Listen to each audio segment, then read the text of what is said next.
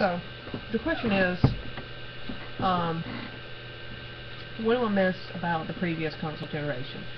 And I'm mostly just going to speak about the very previous one, the GameCube, Xbox, and PS2 generation. I'm mostly going to focus on the GameCube because that's what I had when I was younger. That's when I really got into games, like completely, like that was it. You know, when I was like 12 and 13, that's what I had. As I got older, I got all the systems and got more games. But I'm mostly going to focus on that, and I'm also going to probably talk about what we have now and what we didn't have, and how some of it is bad and some of it is good. So I might go off on kind of a tangent. You'll have to excuse me.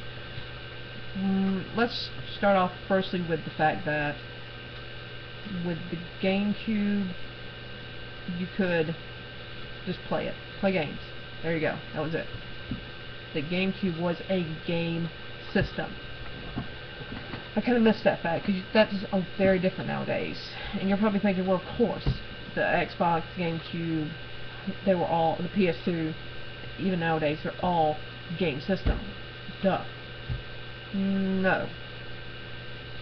Mostly the GameCube. Right now, back in the past 10 years, well, yeah, 10 years, the GameCube has been the only pure gaming system. And I mean, it doesn't do anything but games. It doesn't play CDs, it doesn't play DVDs. You can't, like on my PS3, I can't store my stuff on there. I can't buy games and store them on there. I can't, you know, play Blu-rays or anything. I can't do that with the GameCube. It was games. I kind of like that. Liked that. That's one thing I do miss. Another thing I miss is plug and play. No, not plug and play. That's something totally different. Is the fact that you can just put the game in, turn the system on, and play. Bam. There you go. Put it in, play. Load the game, play.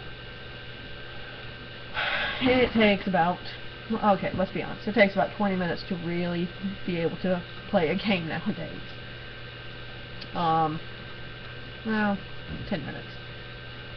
Turn the system on, let it do its thing, put the game in, let it load up, let it check for DLC, let it check for updates. Two things I will get to. Then press start. Now load your game from the hard drive or from you know, the PlayStation Network or something. And then now you can finally play your game. You know, it takes forever to actually be able to play nowadays. It's ridiculous. You know, I miss being able to just play. Put it in, game, bam, you're playing within 2 minutes, 3 minutes. And, alright, now, DLC. Just, in some ways, I like DLC, in some ways I don't. The extra stuff, the extra content, like extra characters or extra maps or something for, like, a fighting game or something, that's fine. That's understandable. And the classic games, I do really like that. You know, the Wii Virtual Console, or, like, I've got like 10 games on my PS3 that were PS1 games that I've never played. I've got Silent Hill, Resident Evil 2, stuff like that. Not Resident Evil 2, Resident Evil 3. So yeah. I like that. But where DLC goes wrong is when you have companies like Capcom, who has been in a lot of hot water with their fans because of, what do they call it, on-disc DLC? A lot of people didn't like that when, crap, what was that game? Oh, Street Fighter Cross Tekken came out. And the characters that were available for DLC were already on disc. I know people really hated that. And even, you know, when they re-released the game of Ultimate Street Fighter, you know, I know people got up in arms last year because 3 months later, there we have another game with Phoenix Wright. That's pretty much the only reason they put it out, was so they can have Phoenix Wright. Ooh, tangent time. Ace Attorney 5, we're gonna get Phoenix back. How awesome is that? That's great. I can't wait to play it. Yeah. But yeah, and it's... okay, we're back. But yeah, stuff like that is hurting companies like Capcom, who I did respect. Now it's kind of hard to, when they're doing things that seem to screw over the customer. You know, and other things. Hello, I'm looking at you, Ace Attorney Investigations 2. How are you? I mean, really, Capcom? They keep letting us down. Okay, that was probably a tangent. Again, apologies. And we're back. Okay. I'll continue. I talked about DLC. Updates. Oh my god, with the updates. I just bought a game that came out 2 days ago. I brought it home. It's 20 minutes old. Oh look, an update. That's great. I just turned the system off. 48 hours later. Oh look, an update. Again.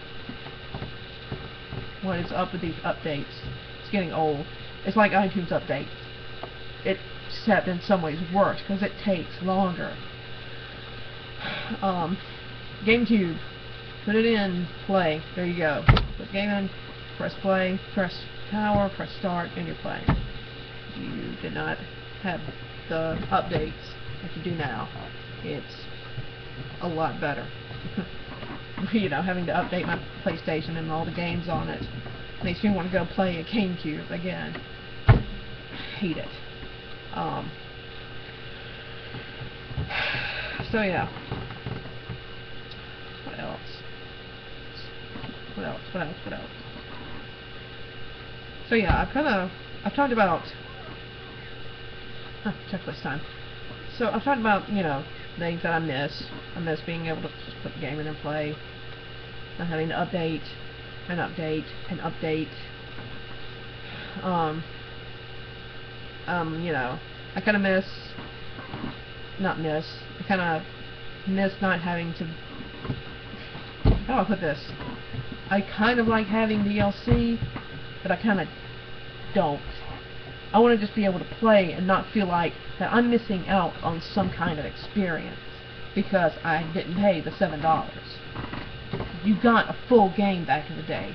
It's like when Arkham City came out last year, and if you bought it brand new, you got the Catwoman stuff.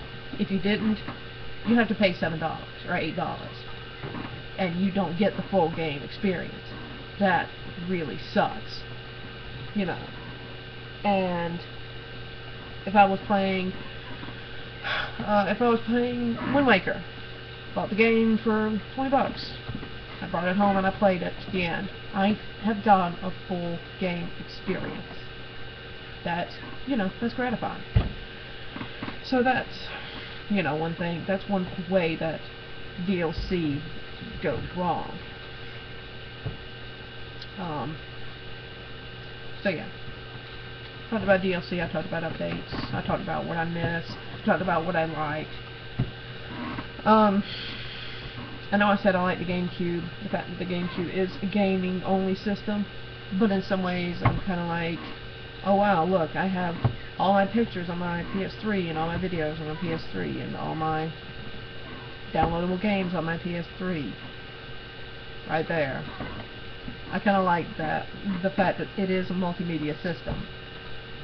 So I'm kind of, I don't know, what would I say, a hypocrite? I'm kind of being a hypocrite saying, oh look, here's a GameCube, all it does is play games. Well look, here's a PS3, it does everything. I like this. Not really, I like this. But yeah, so, it's alright.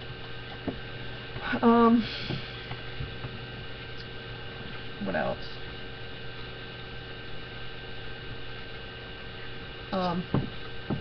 Sorry, I just got an email.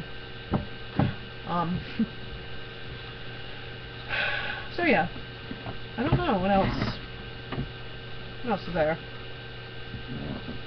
I guess that's really about it. I'm not sure. I'm probably just wasting time now. Probably, yeah. But, oh well. But yeah, that's my opinion. I like the way things are now. But I do like to, you know, remember how they were. The way things were. Being 13 years old playing Wind Waker for the first time, or Luigi's Mansion, or Mario Sunshine. Those were all so great. You know. And things have changed so much in the past 10 years that the gaming industry it's a whole different thing than it was a few years ago. I'm not sure if it's a good thing or a bad thing. If we keep advancing, then it's a good thing. If we stay where we are doing stupid things like on-disc DLC and having to update all the time and making games $60 and $70, I'm not sure if the gaming industry will ever be able to progress. Wow, look at that. I'm in tangent land again. Oh well, sorry. Yeah, so yeah. The way it was. I messed that. Oh well, but yeah.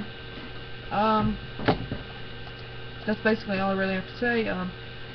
This is a video response to Andrew's Games Display, new name, get used to it. So yeah, if anyone else sees this, besides him, or his subscribers, go subscribe to him. He's got a great channel, lots of videos about games and such. Yeah, go look him up, Andrew's Games Display. Alright, I guess that's about all I really have to say. Thank you very much. Bye.